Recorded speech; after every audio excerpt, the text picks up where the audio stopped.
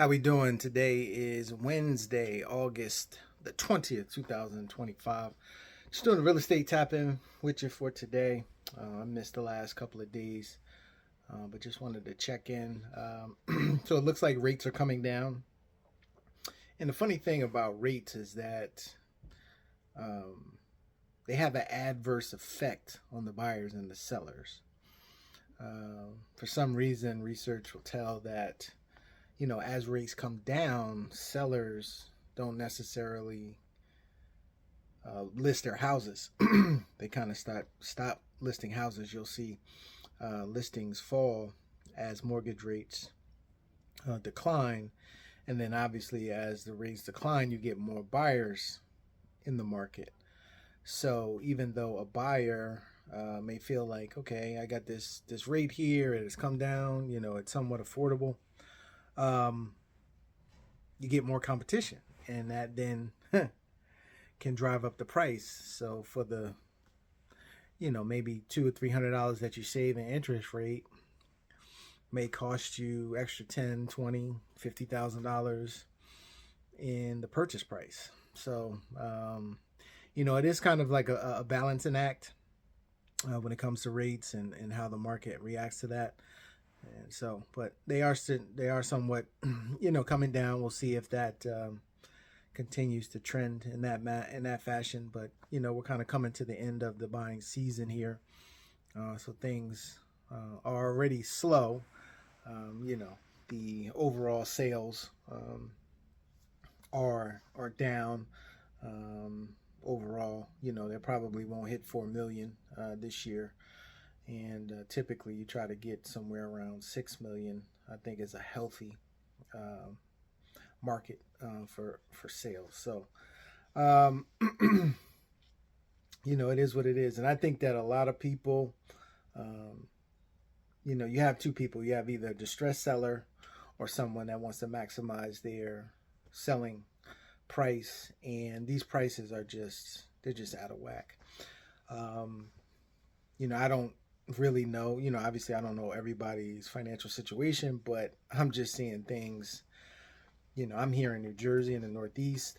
I don't know about obviously every market, but the prices on some of these things, and that seems to be the sentiment, is that they are elevated, and they're elevated toward during a time when interest rates are they're historically at a good place, but the difference from before the pandemic to now, rates are elevated. And when it comes to people's jobs and, earnings and things like that, it really hasn't kept up. So I just see that, there's going to be issues, I think, in the future. If it's not really showing up right now, people are going to have some issues with these properties because of what they paid for them. But, everybody's financial situation is different, and hopefully they can, weather that storm if and when it does happen. So this is why, again, we try to tell people to understand real estate notes, because let's say you do buy a property, you overbought it, maybe you spent, more than you maybe should have, overbid it for, whatever the case may be. You can turn the house into an investment using or creating a real estate note on your particular property. If you're somebody from 2022, 2023, bought kind of at the height of the market and is having some issues right now, if you understand creative financing and seller financing, that can help you turn this property into an investment that could pay off down the line, down in the future. But like I said, there's people that either are distressed and want to sell, or are just trying to maximize the selling price right now. So for those that are somewhat distressed, and maybe you don't have the type of equity that you thought you had for a number of reasons, there's a lot of payments put on the back of these loans.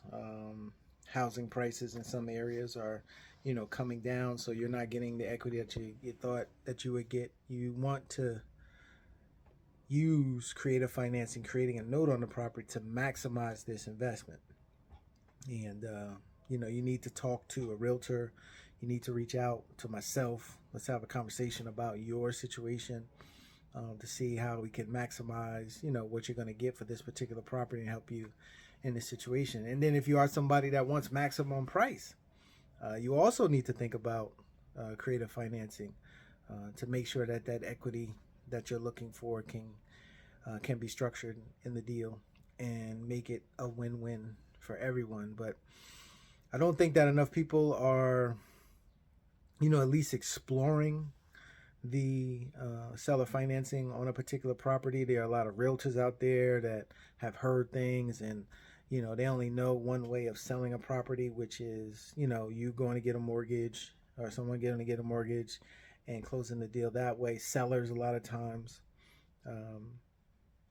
look at it like that, but you have to understand, when you create a note on a property, you have the note that can be liquidated at any particular point. So if you create the note, in 6 months from now or 3 months from now, you can sell your note. And just depending on how well it was written and who you put into the property is going to depend on what you can get for that note.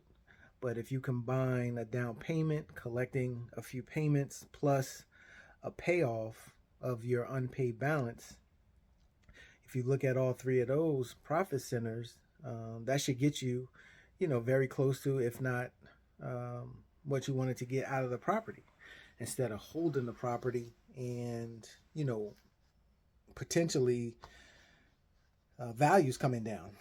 Now, that 20,000, 30,000, 50,000, whatever you thought that, the equity, you could be lost because now the property isn't worth,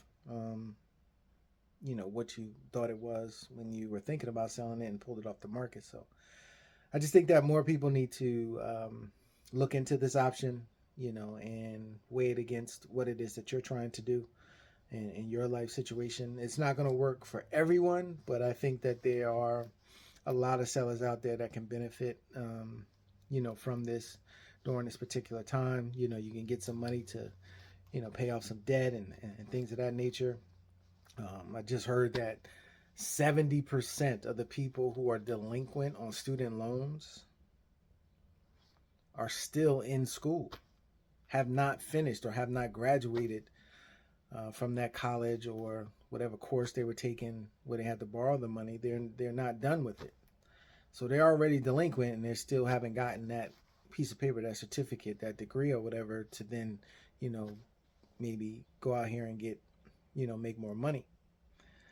And so, I think that people want to understand the debt side of housing and be on that side of it, whether you are investing or if you're looking to purchase a property. See about getting on